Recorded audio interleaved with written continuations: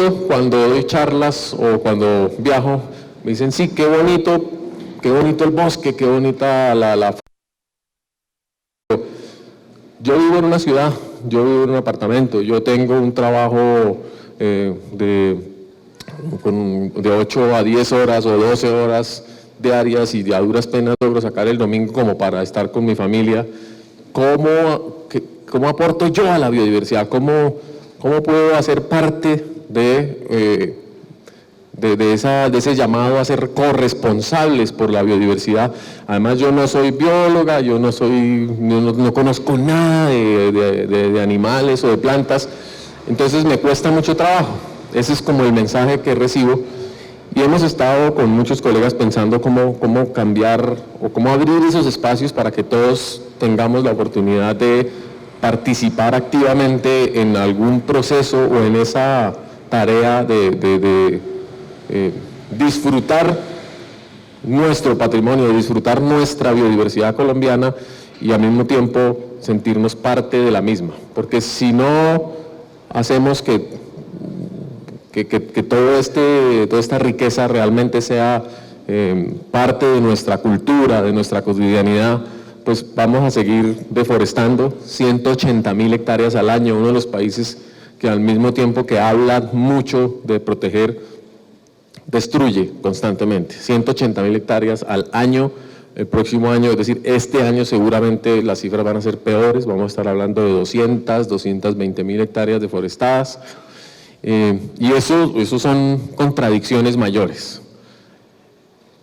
¿Cómo entonces poder construir un mensaje intermedio en el cual no nos sintamos inmovilizados por una tarea tan compleja, frenar la deforestación? ¿Y yo qué hago si yo no deforesto? Yo ni siquiera sé dónde están deforestando. Lo que dicen los medios me ayudan un poquito, pero eso es en el Amazonas, eso es en la serranía de San Lucas, en el Chocó. Además esto es para sembrar coca, para robarse la tierra. Eso no está pasando en las narices nuestras, y además eso, digamos, uno le dice al Estado, haga algo, pero además de eso, ¿qué hacemos? Es distante y es frustrante. Entonces el mensaje que quiero que tratemos de construir entre todos no está hecho, es cómo realmente pasamos de la frustración a la acción de alguna manera, cómo encontramos nuestro sitio de corresponsabilidad y cómo lo hacemos, porque no actuamos solos, porque necesitamos es encontrar como dicen, un punto de apoyo, una pequeña palanca, y reunirnos con personas que piensan que la conservación es importante, que hay algo que hacer, y entre varios encontrar ese espacio de trabajo. Por eso la responsabilidad social corporativa ha sido relativamente fácil de instaurar, porque pues las empresas son colectivos que tienen un objetivo concreto, que tienen unas reglas, que tienen una manera de operar, y pues pueden resolver rápidamente qué hacer, dónde invertir plata, tienen capacidad de incidencia, pueden hablar con los bancos, pueden hablar con los filántropos, pueden hacer actividades con sus empleados. Entonces ahí hay un espacio indudablemente muy importante, pero ¿qué pasa con todo el resto de miembros de la sociedad? En el Instituto Humboldt estamos trabajando en un documento colectivo muy asociado con el proceso de los acuerdos de La Habana y del posconflicto, para aprovechar a sembrar en esta coyuntura la idea de que es ahora o nunca.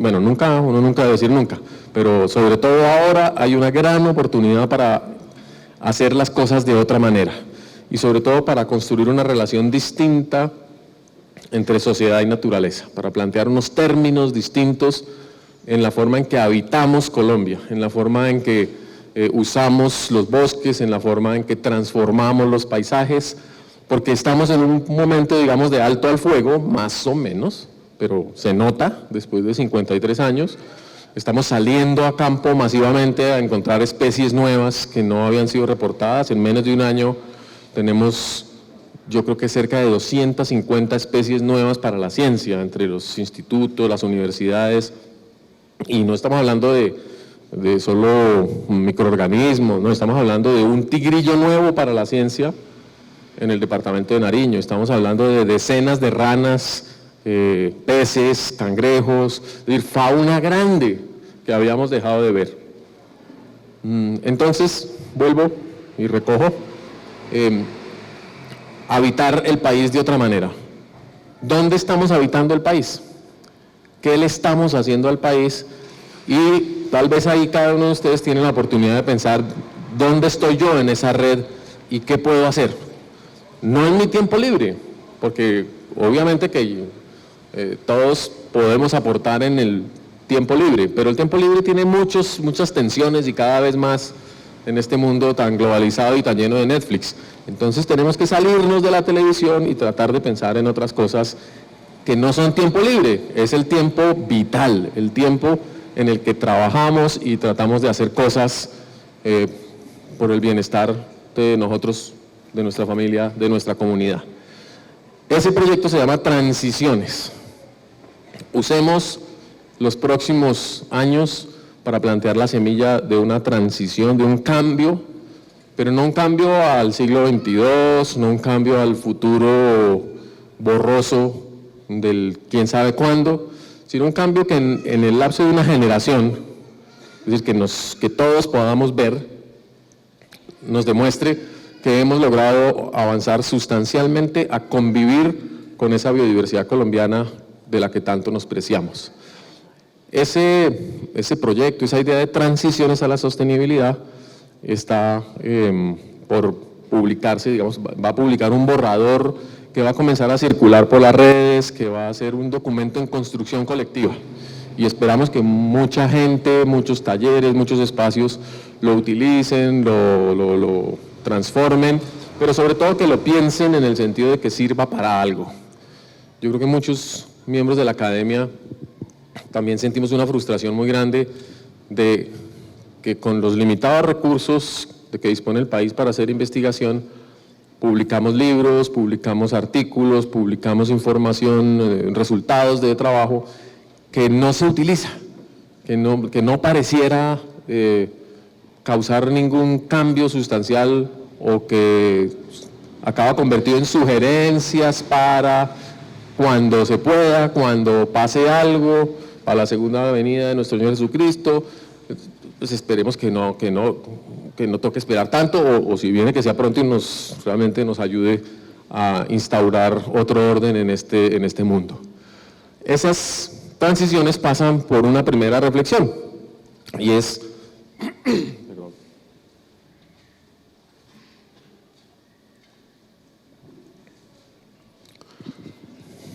esa imagen de la biodiversidad. Y como estamos aquí en un sitio privilegiado, yo les voy a pedir que miren esa montaña, el tope de esa montaña, y la comparen con la foto. Muchas personas, y sobre todo en la planeación del desarrollo, cuando uno les habla de biodiversidad, piensan esto. Piensan, sí, ese brócoli generalizado que hay en el paisaje, ese verde que sí que es chévere, porque es verde, es bonito, y hay partido verde, y hay de todo verde en el mundo.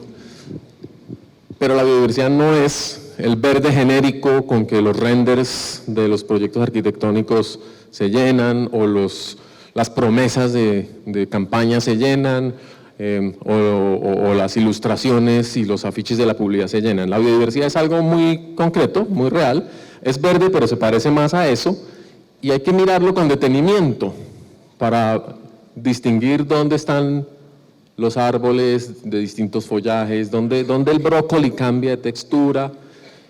Eso solo requiere mirada, como la mirada del cineasta, aprovechando que estamos en un festival de cine, la mirada del que quiere destacar algo, del que quiere compartir eso que ha destacado del paisaje.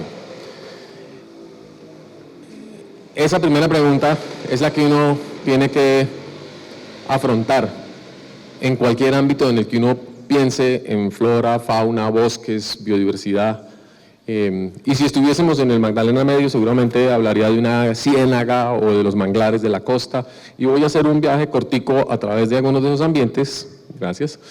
Y muchas gracias por la colaboración, que hace relación a digamos, a dónde ocurre la biodiversidad. Porque también por razones, digamos, pedagógicas, nos hemos acostumbrado a que la biodiversidad tiene dos rostros. Uno, el bosque, que puede ser desde el bosque de Caperucita hasta las selvas amazónicas, cualquier clase de bosque. Y el otro, las especies, es decir, el pájaro carpintero, el yarumo, el cocodrilo, la tortuga, el delfín, las especies, y sobre todo las especies grandes. Las especies y los bosques se combinan y existen en el territorio en ecosistemas. Y en Colombia tenemos un mapa de ecosistemas del cual quiero destacar en verde oscuro. Bueno, primero quiero destacar 50% mar, 50% continente. Del mar, Caribe, Pacífico, con sus territorios insulares, y en el continental, que es el que más conozco directamente porque el Humboldt solo trabaja en territorios continentales, tenemos Amazonia, con un pedazo de Orinoquia, el bioma amazónico selvático en verde, en morado sabanas, llanos orientales, verde también el Chocó, parte del piedemonte de las cordilleras, una gran mancha central en San Lucas, en el sur de Bolívar, Santander y Antioquia. Y luego tenemos en amarillo, naranja, los ecosistemas secos, sobre todo el Caribe, o muy transformados. Y en rojo se ven los punticos de algunas de las grandes ciudades que son ambientes completamente distintos. Entonces Colombia tiene una gran diversidad de ecosistemas, ecosistemas de montaña, ecosistemas planos, ecosistemas de estuarios, de ríos, que contienen y explican la biodiversidad. Pero viceversa, la biodiversidad también está ahí adentro construyendo esos ecosistemas. En todas partes hay gente. En todas partes. Siguiente. Hay gente en el Caguán, esa es una imagen de la deforestación del año pasado. Todo lo que había ahí era selva y desapareció en 1 año o 2 años y sigue desapareciendo a un ritmo impresionante. Uno dice, pero ¿cómo es que no somos capaces de parar algo que es tan visible? Dice, porque es que nosotros lo estamos haciendo, no hay alguien distinto a nosotros allá que por la noche sale con un hacha, como en el siglo XIX, a abrir un pedacito para sembrar maíz. No, esto es una empresa cultural gigantesca que está avanzando sobre las selvas de Colombia con la complicidad de cantidades de fuerzas, no voy a decir que con la nuestra, pero hay un plan, digamos, deliberado de deforestación que no ha sido posible controlar porque está en las entrañas del país, está asociado con la corrupción, está asociado con el narcotráfico, está asociado con los males epidémicos que hemos sufrido en la historia. Y es cierto, es tremendamente grave, pero este es el momento en que la podemos afrontar. Este es el momento en que podemos descubrir, así como estamos descubriendo todos estos escándalos de robos continuos al erario público, que estamos descubriendo cosas que uno decía, sí, hay corrupción, pero el conflicto es más importante. Entonces, ahora que estamos mirando otras cosas, el silencio de las balas nos deja ver la magnitud del robo, decía alguien en Twitter hace poco. Pero hay biodiversidad todavía ahí, muchísima, en los territorios transformados del Guaviare, del Caquetá, del Meta. Hay biodiversidad en las montañas, esa es una imagen del municipio de Betas, California, en Santander, en Santurbán, donde está el conflicto minero, de minería, páramo y agua para Bucaramanga-Vivo. Ahí hay biodiversidad. Hay biodiversidad en los ambientes urbanos. Aquí está la foto de Bogotá y al fondo está la sede del instituto en los Cerros Orientales. Y hay biodiversidad en los ecosistemas agropecuarios. De ahí que el primer mensaje que quiero dejarles es que donde hay gente, hay biodiversidad. Por tanto, hay cómo ejercer la responsabilidad. Ahí hay actores concretos, que tienen responsabilidades y que tienen posibilidades de hacer cosas sin necesidad de pensar en el otro continente o en el espacio abstracto de los hechos biológicos. ¿Quién debe responder por la biodiversidad de Santurbán y de las áreas mineras? Pues en gran medida los mineros, la comunidad minera.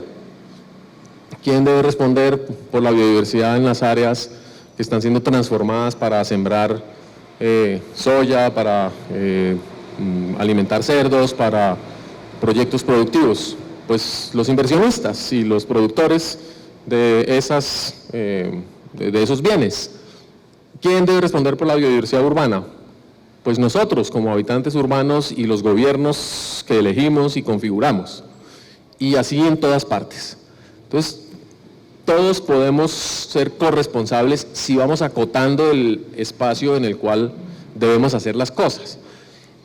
Y en general en el mundo hoy en día, en las discusiones y en los acuerdos multilaterales, hemos coincidido en que el problema de la conservación y del manejo de la biodiversidad es un problema de gobernanza, es decir, es un problema institucional, es un problema cultural de ponernos de acuerdo en ciertas cosas y hacerlas. Sigue siendo muy grande, sigue siendo un espacio, digamos, en el cual es fácil perderse, pero poco a poco la idea es ubicarnos ahí. Entonces vamos a ir avanzando. Algunas palabras también sobre la noción de transición.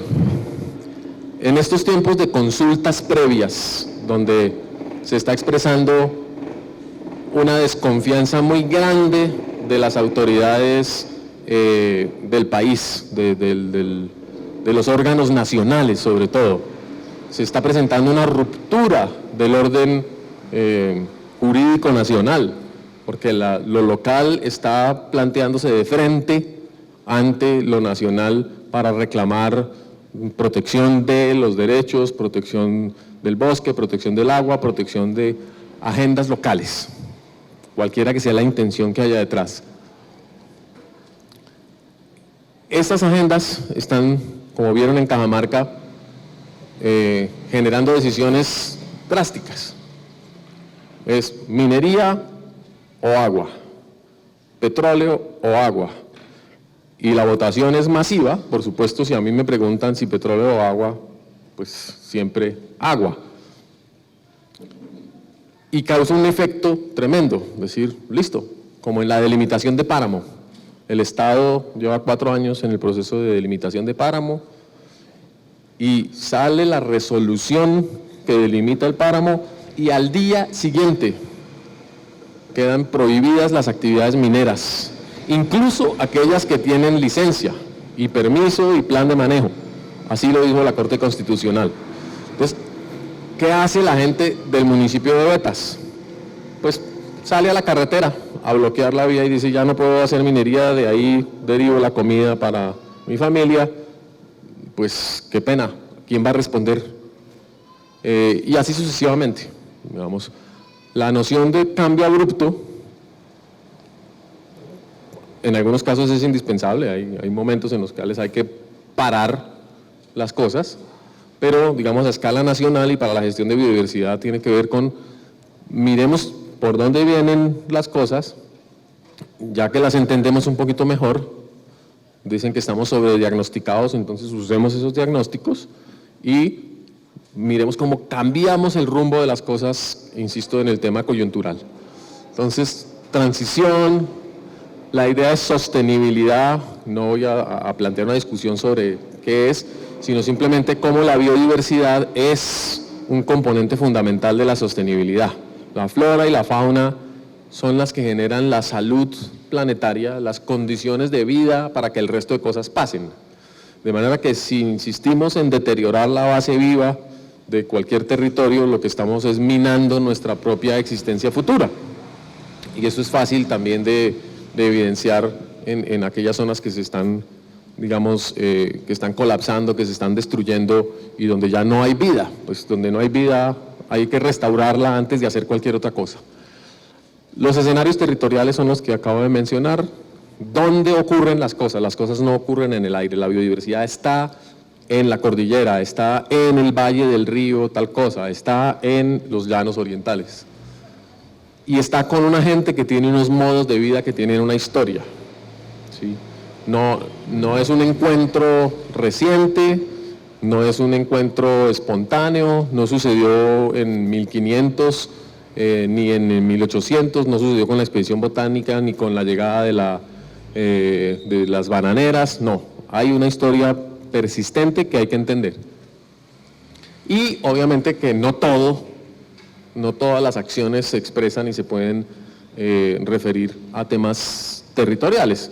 Los temas educativos, los temas de adaptación a cambio climático, hay muchas cosas que tienen muchas posibilidades distintas a trabajar en un sitio concreto. Y eso también nos da posibilidades de hacer cosas independientemente de dónde estemos. Siguiente.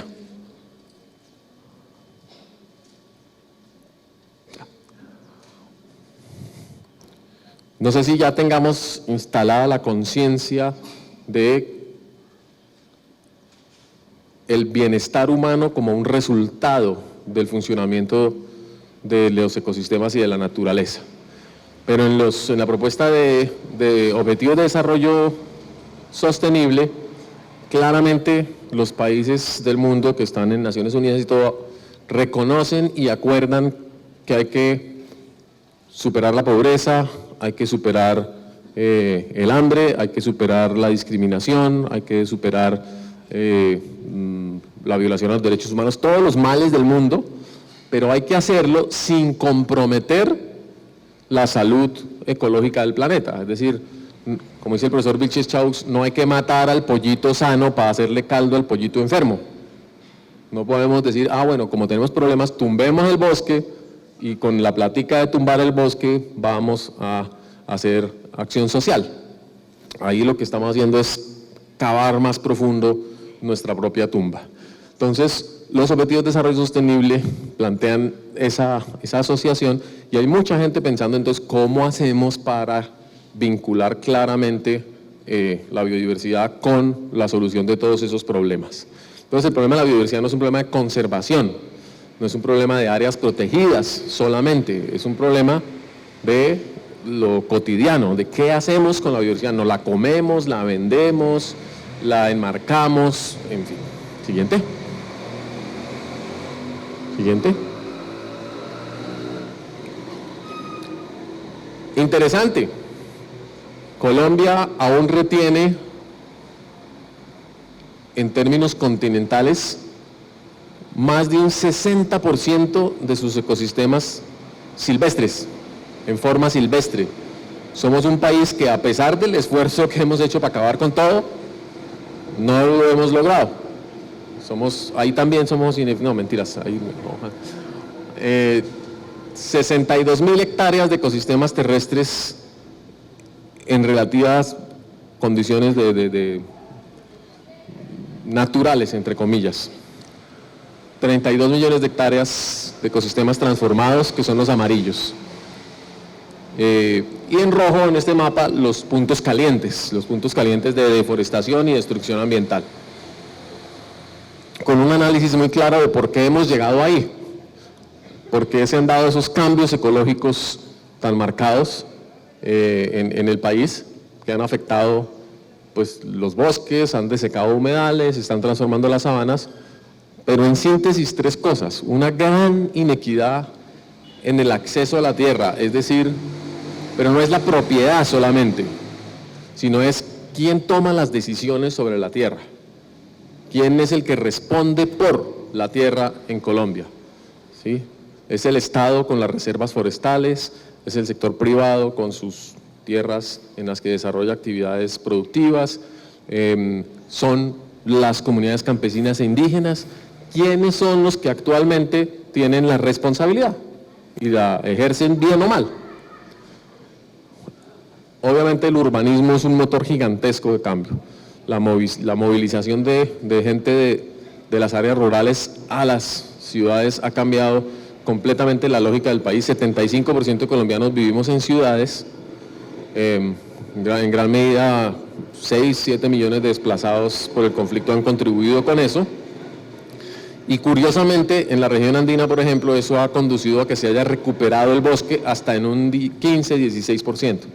Es decir, en los últimos 30 años el bosque de las montañas se ha recuperado, y no en poca cantidad, por el abandono del campo. Abandono por inequidad, por pobreza, por falta de infraestructura. Y un motor de cambio importante, la mentalidad extractivista, y no estoy haciendo referencia, digamos, al extractivismo como actividad corporativa solamente, sino a todo aquel que piensa que la naturaleza es infinita y que saque para su propio provecho o el de unos pocos y no reinvertir. En ese sentido siempre recuerdo las palabras de los mamos de la Sierra Nevada y la noción del pagamento, o de los pueblos indígenas amazónicos, la noción también de la negociación con los dueños del mundo y de siempre estar pensando que hay que devolver algo. Yo ya no me quejo cuando voy al campo y me pican los zancudos. Pues es el mínimo pagamento que yo hago por pisar otros insectos, por transitar por el bosque y causar daños, pues una gotica de sangre a cambio del daño que causé, me parece justo. Entonces, menos repelente, más pagamento. No pegamento, pagamento. Siguiente. Entonces, ¿quiénes son los que hoy en día están a cargo de la tierra en Colombia? De la tierra, de los bosques, de la fauna y de la flora. Pues miren ustedes, si decimos, aquí está la cifra oficial en el área corregida, que un 67% del país está en territorios silvestres. Hay que mirar quiénes viven ahí o qué gente está a cargo de ellos. Una gran parte está a cargo del Estado porque son baldíos de la nación, o son reservas forestales, o son áreas protegidas. El 14% son áreas protegidas. Luego tenemos entre un 28 y un 36%, según la definición, de áreas que pertenecen a pueblos indígenas y comunidades afrodescendientes. Son propietarios. En gran medida se sobreponen. Verán que estas cifras no dan 100%, porque hay sobreposiciones. Los territorios colectivos colombianos son dueños del 50% de los bosques que le quedan a Colombia. Eso ya genera un mensaje muy claro de quienes están ejerciendo el control de la biodiversidad en el territorio y cómo además normalmente son los mejores aliados del manejo de la biodiversidad porque llevan 2.000, 3.000 años en el territorio, porque tienen un conocimiento gigantesco de la ecología y del funcionamiento natural de esos bosques y porque tienen además una doctrina de manejo que ha funcionado y que les ha permitido adaptarse y vivir en ellos. Eso no quiere decir que todos los pueblos indígenas o todos los indígenas o todas las comunidades negras sean por naturaleza los protectores del medio ambiente. Indudablemente están expuestos también a fuerzas externas, tienen agendas propias, tienen perspectivas de transformación de sus culturas autónomas y no hay ninguna garantía de que el ejercicio de sus tradiciones vaya a mantener el bosque. Y de hecho hay divisiones en muchas comunidades indígenas hoy en día entre facciones mineras indígenas que dicen no, hay que sacar el oro aquí porque si no, no vamos a tener nunca capacidad de defender el territorio. Y así en todas partes. Tenemos toda una cultura o un conjunto de culturas campesinas que no tienen territorios colectivos, que los manejan más o menos solidariamente, dependiendo de la región, dependiendo de las tradiciones, que cubre entre un 26 y 30% del país. Sobre todo estamos hablando de zonas de montaña, la cultura cafetera, toda está aquí metida, está inmersa, el campesinado cafetero, Nariño, Boyacá, Santander. Un 27% del país son humedales, son ciénagas, ríos, áreas de pesca, y estamos hablando de gente que vive en el agua y que no es dueña de nada, que es dueña, como dice la canción, de la atarraya. Y desde hace centenares de años son desplazados permanentemente, nómades por la fuerza, y van de una ribera de un río a otra, bajan a pescar en la subienda, luego se van a la ciénaga, luego hacen algo de agricultura en la época seca en la tierra de los ganaderos, en fin. Paisajes ganaderos, un 20% del país está explícita y visiblemente transformada para producir vacas. En las planicies del Caribe, en los llanos orientales y en la región andina y los valles interandinos, muchas ganaderías. Entonces, ¿qué responsabilidad le cabe a los ganaderos de hoy, no a los del pasado?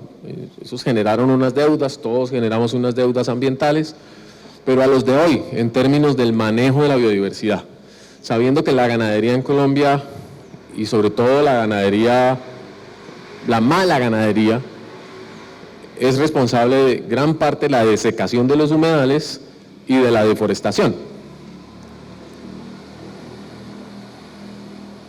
Paisajes agrícolas industriales, aquí están los industriales, estamos hablando de la caña del valle, estamos hablando de la palma de aceite, estamos hablando del arroz, 2% del país. Puede que estén en sitios muy estratégicos, digamos, donde ha habido una transformación muy grande y una pérdida muy grande de biodiversidad, porque son las zonas más fértiles normalmente, son las zonas planas, las zonas que tenían mayor fertilidad, y ahí la vida era muy pródiga. Entonces el reemplazo de las selvas del Cauca y de los humedales del Cauca por cañaduzales, por supuesto que generó una pérdida gigantesca de hábitat y de especies silvestres, pero eso es lo que tenemos. Entonces, cuando uno habla con los empresarios de la caña, dicen, pues sí, porque eso era lo lícito y eso era lo que había que hacer en el siglo XIX, la primera mitad del XX. Eso era hacer empresa, eso era crecer, eso era desarrollarse. Ahora ustedes y todos estamos cambiando el discurso, pero pues ya muchas cosas son irreversibles. Pues, ¿qué vamos a hacer a partir de este momento? Ciudades 7% y un 1% que nos queda de áreas de las que nadie se quiere hacer responsable. Por supuesto, son las áreas completamente degradadas, bien sea por la minería, por la contaminación, por la erosión. Siguiente.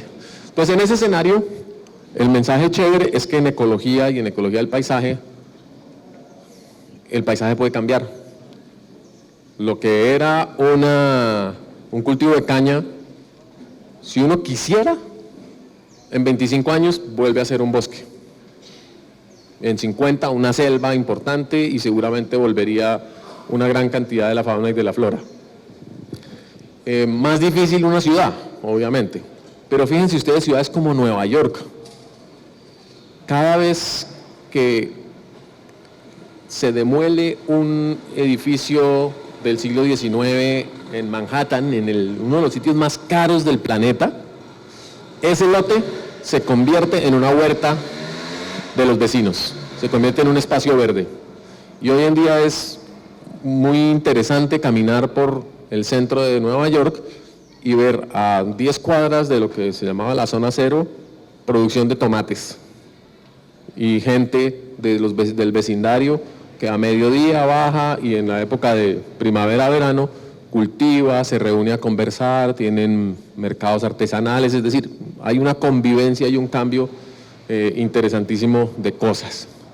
Entonces, uno puede mover de cierta manera el ajedrez de la biodiversidad y de los paisajes, siempre y cuando haya voluntad y capacidad de planeación. Pues esto no se hace de la noche a la mañana y uno no puede simplemente recomendar, bueno, entonces ahora todo vuelve a ser bosque otra vez. 50 millones de colombianos, ¿dónde lo vamos a acomodar?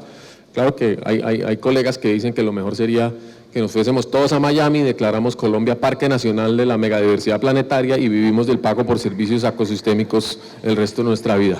No necesariamente Miami, Ecuador también es chévere, ¿no? Pero pues, siguiente.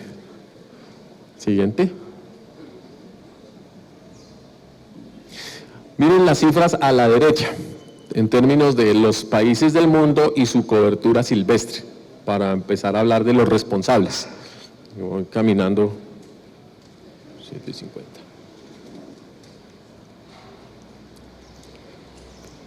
En Europa, el promedio de áreas silvestres remanentes hoy en día es del 2%.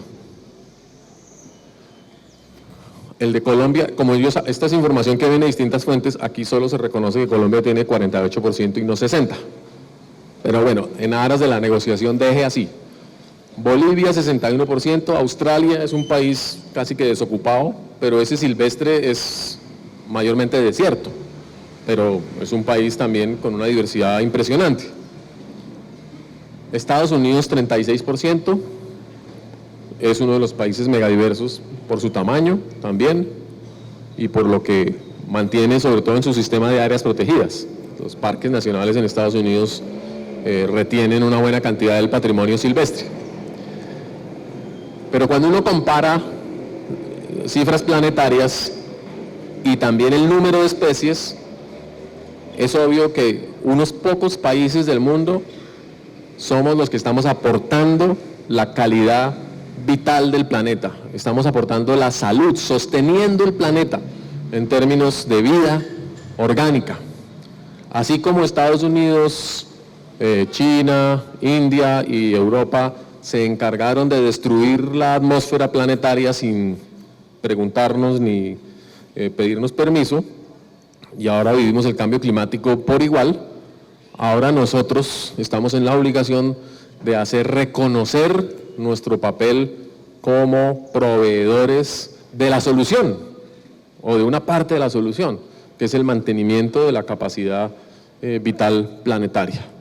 Ahora, cuando uno le pregunta a alguien en Europa, ¿cómo hacemos ese negocio? Y dice, no, pues ahí está el Fondo Climático Internacional, pero es que la deuda es como de un poquito más grande, ¿no? Que los miles de millones de dólares que además nos cuestan cooperación, nos cuestan muchas venias y mucha negociación, y no hay, digamos, un sentido todavía de la solidaridad planetaria. Siguiente.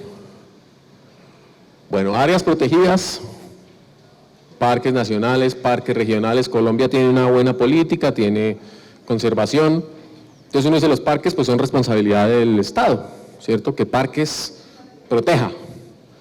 Hace 2 días estuvimos en una audiencia en Santa Marta acerca del Parque Tayrona.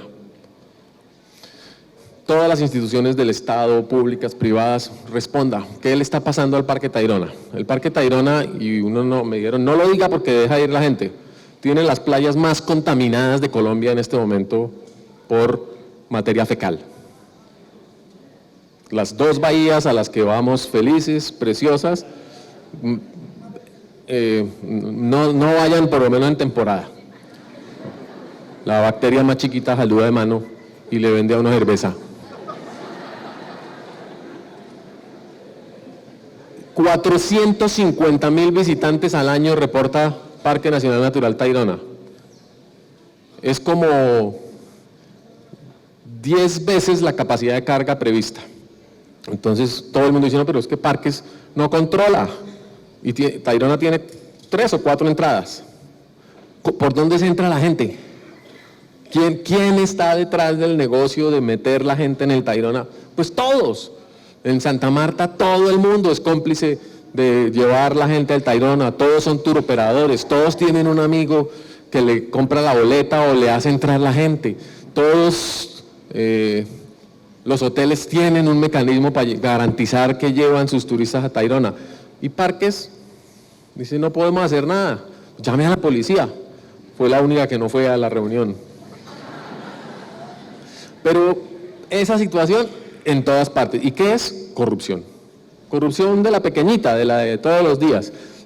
Pero ¿cómo no voy a ir al Tayrona si yo vine aquí por 3 días y pues Tayrona es la joya del Caribe? ¿Cómo no voy a ir?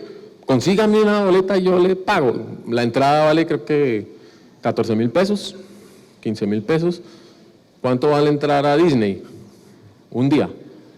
¿Cuánto vale entrar a cine? Una tarde. Ir al Tayrona vale casi que menos que una entrada a cine con palomitas. Ahí hay un desbalance tremendo. Pero además los parques están casi todos en el Amazonas. ¿Dónde están las áreas protegidas andinas? Aquí hay una reserva, un distrito de manejo integrado que Corantioquia declaró hace un tiempo. Hay un proceso de conservación de áreas protegidas, pero es insuficiente, todo el mundo lo reconoce y además está subfinanciado y le recortaron el 35% de presupuesto para el próximo año. También a nosotros, pero todo el sector ambiental colombiano cuenta con 35% menos de recursos para trabajar. ¿Qué alternativas habría para mejorar la responsabilidad de los colombianos con sus áreas protegidas? Pues hay que hacer otros acuerdos, hay que mejorar la gestión de las áreas protegidas, hay que rodear al Sistema Nacional de Áreas Protegidas y de Parques Nacionales para que funcione mejor. Las empresas tienen que ayudar, los gobiernos municipales tienen que ayudar, las corporaciones tienen que ayudar, pero lo cierto es que la desarticulación interna del sistema nos cuesta mucho trabajo, nos cuesta, es decir, ¿quién dice qué es lo que hay que hacer? Y los egos de nosotros como funcionarios a veces también nos impiden construir agendas sensatas.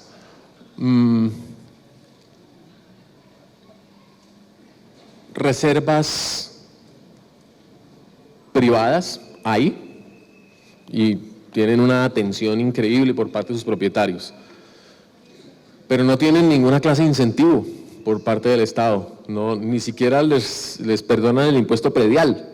Entonces yo decido declarar una reserva, decido proteger y depende del alcalde de jardín que les perdone el impuesto predial. No, el alcalde no, pero el consejo municipal puede generar incentivos a la conservación privada. Aquí sí, bien alcalde, me la estaba jugando ahí. Estupendo. Áreas protegidas dentro de resguardos. Tenemos una cantidad de iniciativas de los propios indígenas para declarar sus sitios sagrados como áreas protegidas, con comunidades negras, sitios históricos, sitios de importancia cultural. Campesinos no cuentan hasta el momento en el tema de la conservación, no cuentan. Con todo que hay reservas campesinas que quieren y plantean la conservación como una opción, todavía no encuentran la manera de hacerla porque nuestro modelo de conservación es bastante singente, es muy purista. Entonces, ¿qué clase de áreas protegidas deberíamos construir para que hubiese más participación social y empresarial? Ahí hay un espacio gigantesco de responsabilidad en la cual podemos operar y hacer cosas. Siguiente. Entonces ya dije algo de territorios colectivos. En territorios colectivos hay un fenómeno paradójico y es que, como les decía, en general las propuestas son de buen manejo de la biodiversidad, pero también hay problemas de gobernanza, no son autoridad ambiental, pelean con los municipios todo el tiempo, tienen diferencias culturales importantes, no sé cómo sea aquí la relación, por ejemplo, con el resguardo de cristianía, quién planifica, quién tiene la razón, quién define políticas territoriales, y tienen otras urgencias, tienen temas de extinción cultural, de extinción de la lengua, de modelos de educación propia antes que ponerse a preservar la biodiversidad que está en el territorio a nombre de quien no les reconoce nada por hacerlo. Incluso hay más inversión extranjera y de ONGs extranjeras en trabajo con pueblos indígenas y comunidades negras de lo que hace Colombia, porque desde el extranjero sí se ve la importancia de la conservación colectiva. Hay mucho espacio para trabajar también, pero en condiciones muy particulares. La conservación no tiene el mismo sentido para la academia occidental que para sistemas de conocimiento distintos. En Colombia hay 102, 104 culturas que tienen una visión del territorio y de la vida distinta. Entonces nosotros no podemos decir conserve las especies endémicas cuando ese concepto no existe dentro de la cultura y dentro del territorio. La noción de endemismo es una noción de la ciencia occidental de los últimos 200 años incluso. Entonces hay que conversar algunas cosas. Y también son pueblos que están esperando ver esa biodiversidad, cómo les va a servir para otras cosas, cómo les va a ayudar a mejorar sus condiciones de bienestar, de participación en la sociedad contemporánea. Siguiente. los habitantes de los paisajes anfibios hoy en día son de los grupos sociales más organizados y que tienen más interés en que la sociedad les reconozca y les delegue la responsabilidad de manejarlos. Pero como son territorios públicos del Estado, los humedales son del Estado, no hay un mecanismo para reconocer a las comunidades pescadoras de Colombia como gestores ambientales del territorio, porque no son indígenas, no son afro, no son dueños. Habría que mirar entonces cómo se hace, pero lo están reclamando hace años, tienen planes, tienen propuestas, diciendo pues si nosotros hemos vivido aquí en Ciénaga Grande de Santa Marta durante décadas, centenares de años, somos herederos de pueblos indígenas, de pueblos negros, de pueblos campesinos, y somos los que hemos pescado, los que conocemos cada centímetro de la ciénaga. ¿Por qué no hacemos un contrato entre la nación y nosotros les cuidamos la ciénaga y dejamos de pelear? Eso no ha sido posible, ni contratos, ni concesiones, ni acuerdos, ni convenios. El país central todavía desconfía de su propia gente. Eso no puede ser, y mucho menos, como dicen, ni raja ni presta el hacha, porque ¿qué Estado puede estar protegiendo cada ranita en cada microcuenca del Chocó, habida cuenta de que cada microcuenca tiene una especie endémica propia? No hay ninguna posibilidad, ni el ejército en tiempos de paz.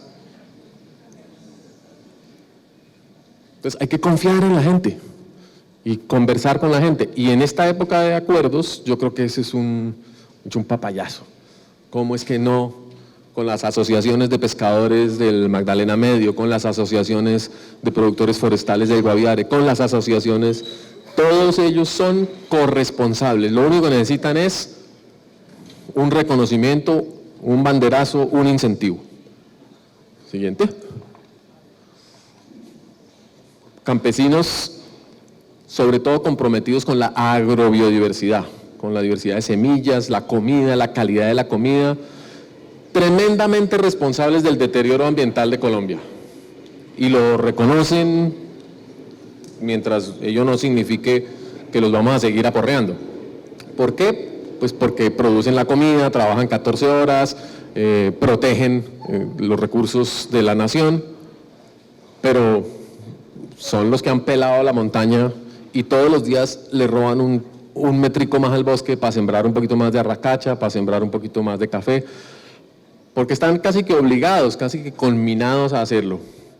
En Europa, en Suiza, el embajador suizo la semana pasada me decía, mire, en Suiza somos 8.400.000 habitantes, la mitad vive en ciudades y se dedica completamente, sus modos de vida son urbanos, la otra mitad es población rural,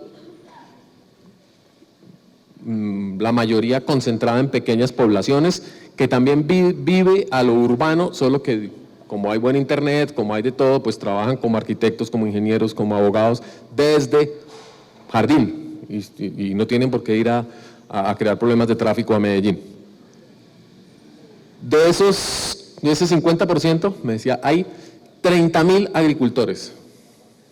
Suiza tiene 30.000 agricultores, el término campesino no existe, pero ¿quiénes son los agricultores? Pues los que viven en el campo, los que cuidan las vacas, producen el queso gruyère, producen la leche para el chocolate, en fin. Pero esos 30.000 viven como reyes, porque son indispensables para la seguridad nacional, cuidan el territorio, monitorean el día a día del cambio climático y de las funciones ecológicas, reciben a la gente en los programas ecoturísticos, son absolutamente la joya de la corona. En Colombia todavía, mejor dicho, al contrario, no hemos logrado entender el papel central que la cultura campesina puede llegar a obtener. Por supuesto no es la cultura campesina del trabajo de 14 horas con un asadón, ese no es el nivel de bienestar que quisiéramos entregarles a cambio de la responsabilidad de proteger estos bosques. Pero ahí vamos avanzando en cosas, hay iniciativas empresariales, unas de bancarización como Banco 2, que a algunos no les gusta, a otros nos gusta mucho, hay iniciativas de compensaciones, hay acuerdos privados, pero nos falta. La reforma rural integral nos da la oportunidad realmente para pensar en una gran cantidad de mecanismos que hagan que el desarrollo rural colombiano sea sostenible, sea amigable con la biodiversidad. Y obviamente las zonas de reserva campesina tienen un potencial también muy interesante. Zonas de reserva campesina hoy en día 5 creo, o 6, no alcanzan al 1.000.000 de hectáreas. No es propiedad colectiva, pero sí es manejo concertado. Fueron creadas por sugerencia del Banco Mundial en los años 80 y funcionan como colectivos de gestión del territorio y de la producción. ¿Y por qué no? Brasil tiene reservas extractivas, es decir, concesiones de territorio para comunidades que hacen el trabajo de la conservación. Y Colombia plantea la existencia de las CIDRES, las zonas de arriendo para empresas y desarrollo empresarial. ¿Por qué no puede haber lo mismo para otros actores que dicen yo también puedo hacer cosas tan importantes como la producción de comida para exportar? Siguiente.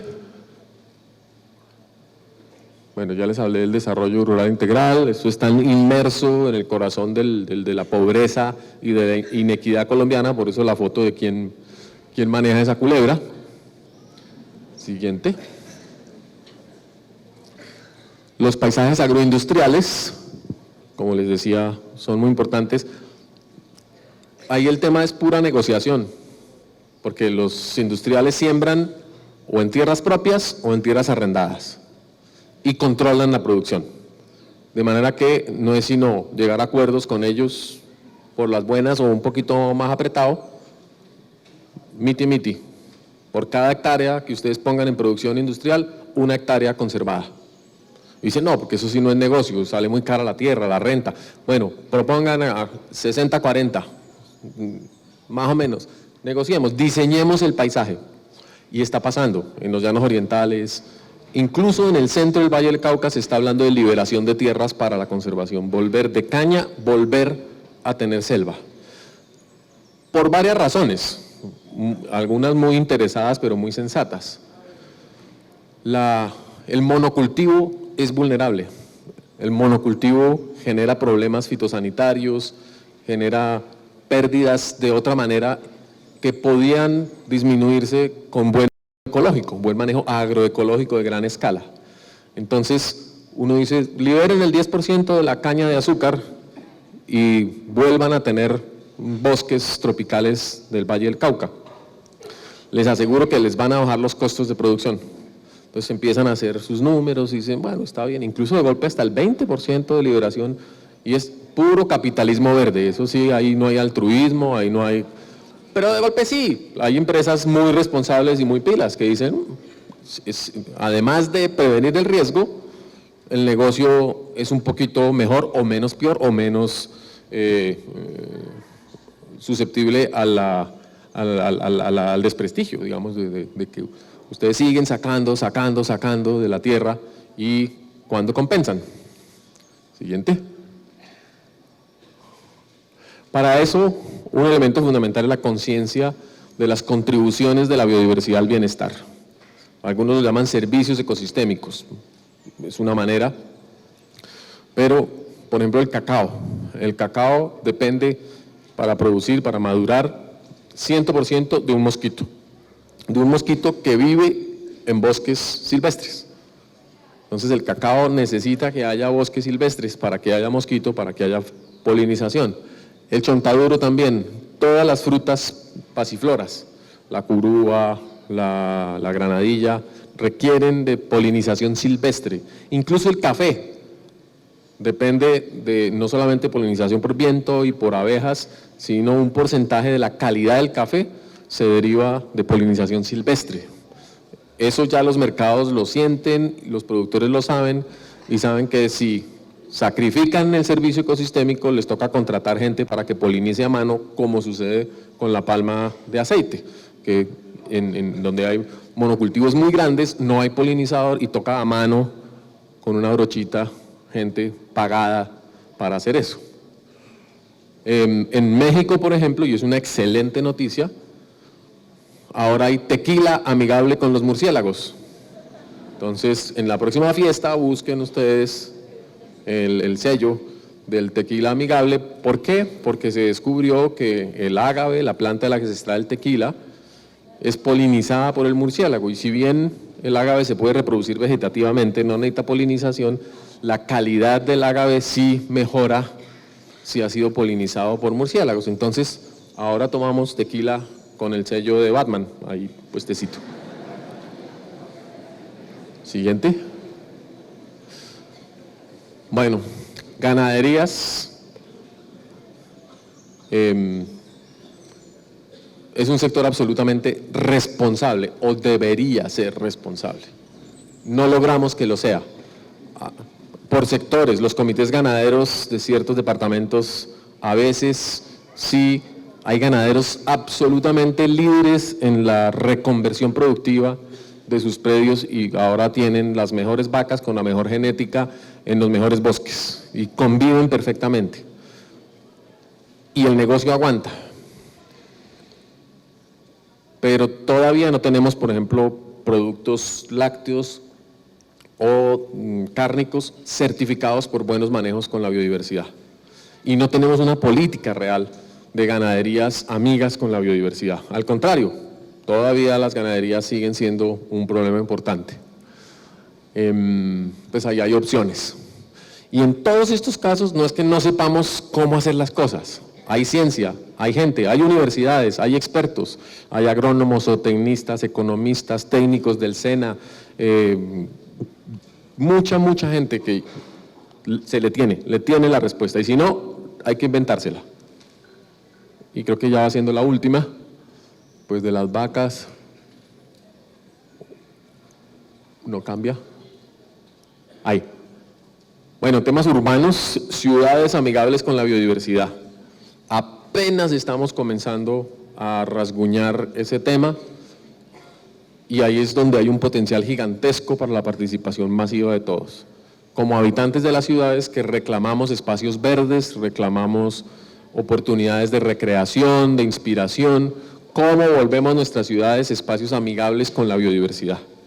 Techos verdes, nos dicen que muros verdes, que mejor ordenamiento de la ciudad.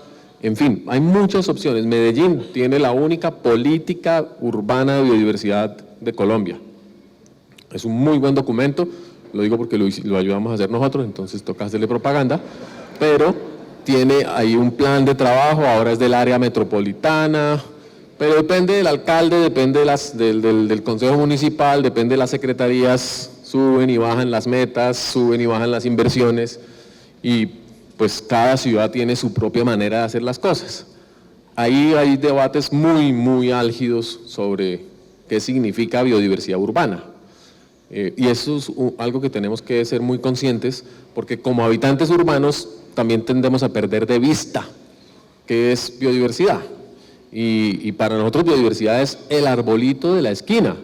Y si lo cortan porque van a ampliar la avenida o van a poner un paradero, pues por supuesto eso es un desastre ambiental.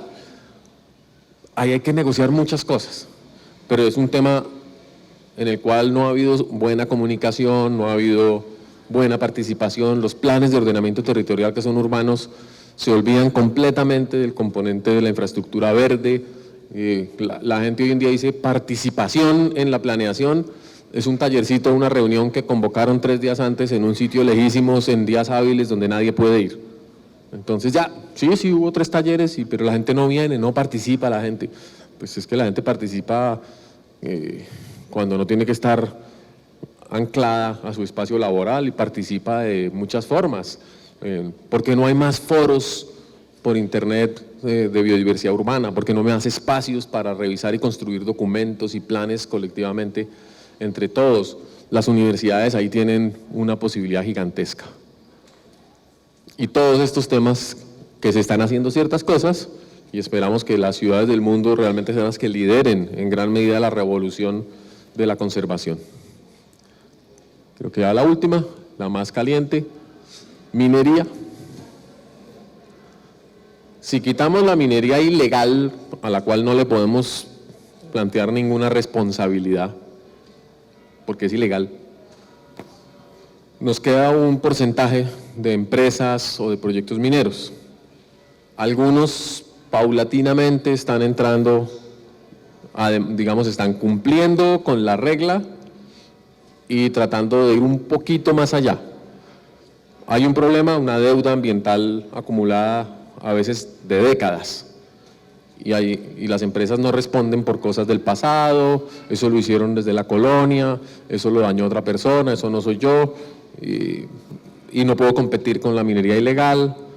Es difícil, pero las empresas mineras en la norma tienen que responder muy bien por la biodiversidad. Y yo creo que hay que ayudarlas a que lo hagan, ¿cierto? La minería es controversial, es muy delicada, pero no es la actividad que más impacta en la biodiversidad. De lejos es la agricultura, porque es la que transforma el territorio. La minería, cuando contamina el agua, por supuesto, lo que hace es generar un impacto a decenas o centenares de kilómetros, y tiene que responder por ello. Pero por el mercurio, como dicen, el mercurio derramado, ¿quién responde por el mercurio derramado? Sobre todo que no hay tecnología para extraerlo del medio natural. La Universidad de Antioquia tiene una propuesta muy interesante nueva que hay que mirar, pero la minería requiere mucha innovación para que sea amigable con la biodiversidad. No voy a hablar de minería sostenible porque no existe, pero ahí uno de los retos que tenemos de las decisiones duras es sí a la minería, pero con ciertas condiciones, o no a la minería del todo, o en algunas partes, o con algunos criterios adicionales. El país no lo ha resuelto y necesitamos resolverlo porque las consultas mineras están generando un impacto muy grande en el futuro de la disponibilidad de minerales, aunque el oro, digamos que no sería un mineral vital, pero en otros casos la minería que se hace sí puede llegar a ser sustancialmente comprometedora de los ingresos y del progreso del país.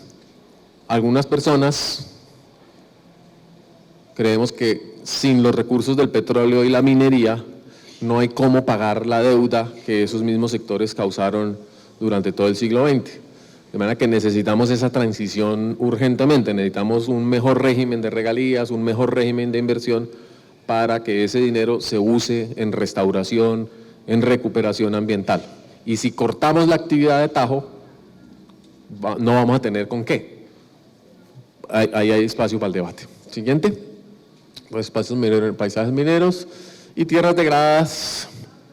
Como decía, el 1%, pues hay que restaurar, hay que recuperar, hay que invertir en eso, pero creo que no es una prioridad regional, sobre todo en el Cesar y en la costa atlántica, en algunas zonas desertificadas.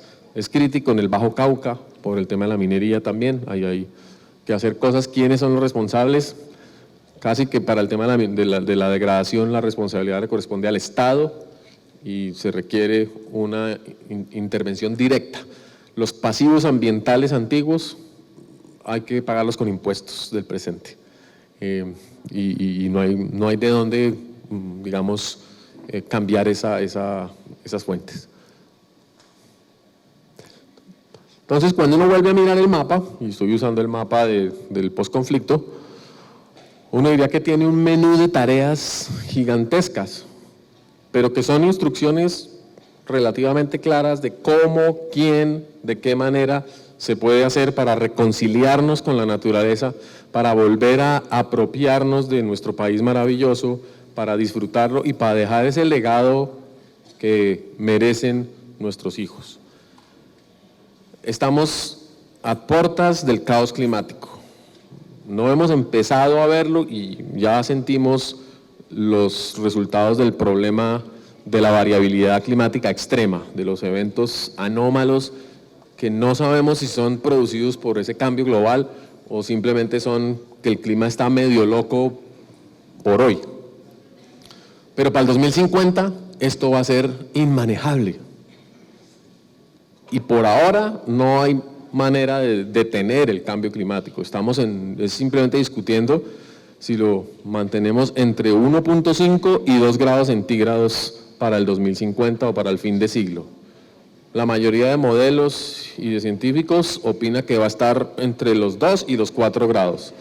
Entre 2 y 4 grados el colapso de la economía global es casi que inevitable. Entonces, estamos comprando tiempo. Colombia está en una posición excelente para dar ejemplo, para hacer bien las cosas y para generar el bienestar del futuro. Solamente se ha extinguido una especie en Colombia, pese a todo lo que hemos hecho, insisto, para transformar y acabar con todo aparentemente. El patico zambullidor es la única especie extinta. Hay otras especies extintas o que no hemos vuelto a reportar en el medio natural, pero que están en viveros, como muchas orquídeas, como muchas plantas ornamentales, samias, bromelias, que podrían volver al medio natural. Hay una solución. Pero en general estamos en una buena posición para hacer las cosas. ¿Por qué? Porque mi Dios es grande, porque la naturaleza es muy grande, porque somos muy resilientes, somos muy vigorosos. Cuando uno deja un pedazo de tierra a su propio destino, florece. Y hay que dar gracias, digamos, de esa riqueza con la que hemos sido bendecidos. Tenemos responsabilidad y no es sino asumirla. Hagámosle. Muchas gracias.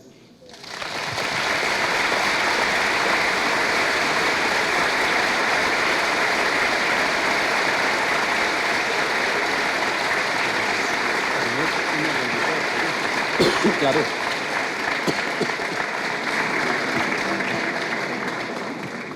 Bueno, la Corporación Antioquia Audiovisual agradece a Corantioquia por haber apoyado que esta conferencia de Brigitte Baptiste fuera posible y por supuesto a la conferencista por haber venido hasta acá y por haber compartido su conocimiento con nosotros en este segundo Festival de Cine de Jartín. Antes de dar paso a las preguntas, les quería dar una breve información. La inauguración es ahora a las 7:30 en el parque principal, si las condiciones lo permiten. Si de alguna manera no tenemos forma porque está lloviendo, pues entonces va a ser acá, para que lo tengan en cuenta. Vamos a abrir una ronda de preguntas. Lo único que les pido, por favor, es que sean breves en su pregunta para que varias personas puedan participar. Entonces voy a comenzar y les pido tolerancia porque es un público muy grande y probablemente no todos puedan hablar. Sí. No, ¿qué tal? ¿Qué tal?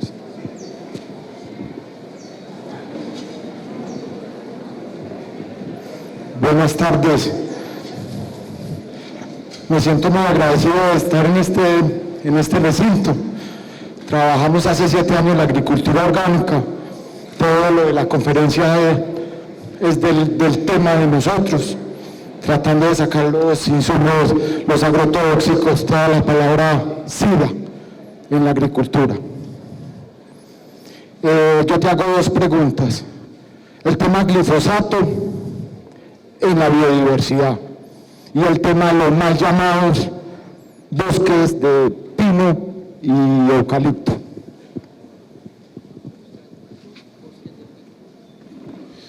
Glifosato y biodiversidad no sabemos, porque el programa de monitoreo de los efectos de las fumigaciones que debía haber acompañado en su momento las aspersiones nunca se llevó a cabo, porque no había condiciones de seguridad para hacer el monitoreo. Esa fue la explicación. Pero lo cierto es que en este momento de la historia no sabemos cuál puede haber sido el resultado de décadas o de años continuos de aspersión, que, como decía el doctor Camilo González en un momento, fue un experimento inmoral que se hizo en Colombia, porque uno no experimenta in vivo, uno no hace experimentos con la gente, ni con la fauna, ni con el bosque, con productos tóxicos. Eso no era legítimo. Afortunadamente ya no lo hacemos, pero hace muy poco tiempo. Hay que confiar, como dice en la etiqueta del glifosato, que es relativamente inocuo, al cabo de 30 días se descompone, pero lo que pasó ya pasó, y sucedió. Aún necesitamos de todas maneras una investigación de síntesis, una especie de informe nacional sobre los efectos del glifosato que usa la agricultura legal, porque el glifosato es un herbicida que se usa en todas partes todo el tiempo. Y eso con muchos otros productos. Pinos y eucaliptos, yo los considero cultivos y deben ser manejados bajo la lógica del cultivo. Uno no restaura ecosistemas con cultivos de pinos y eucaliptos, ni con cultivos de caña, ni con cultivos de nada. Curiosa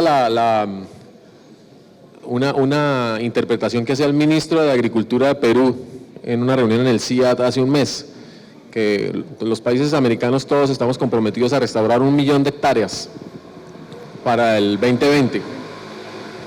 Y el ministro dijo, no, nosotros ya tenemos resuelto la mitad, porque tenemos un programa de promoción de siembra de cacao por todo el país.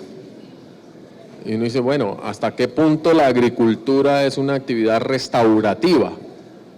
No que no lo sea, pero ¿cómo la diseñamos? ¿De qué forma operaría? Pero, digamos, una plantación de pinos en un predio, pues es un cultivo de pinos y debe hacerse bien y está muy bien y es lícito, pero no puede, digamos, reclamar que es benéfica con la biodiversidad o que le tienen que subsidiar la producción por ese motivo. A menos que estemos hablando del diseño de paisajes forestales en los cuales venga la regla del miti-miti, mitad de cultivos maderables y mitad de selvas o bosques silvestres. En esa configuración que hay buenos experimentos, por ejemplo en Plato Magdalena, Refocosta y en algunas regiones del país, porque normalmente la actividad forestal pues no ocupa el 100% del predio. Entonces, ¿cómo hacemos para garantizar que las plantaciones forestales y los productores de madera y de fibra del país sean corresponsables de la conservación de la biodiversidad? Ese es uno de esos temas y ojalá que haya aquí alguien digamos, del sector, porque yo creo que lo tienen claro, pero la pregunta siempre es ¿cómo lo vamos a hacer? ¿Cuánto nos cuesta? Y vamos despacito. No, ya no hay tiempo de ir despacito, eso sí es cierto. ¿Algo más? Buenas tardes. Buenas tardes. Yo soy profesora en un colegio rural.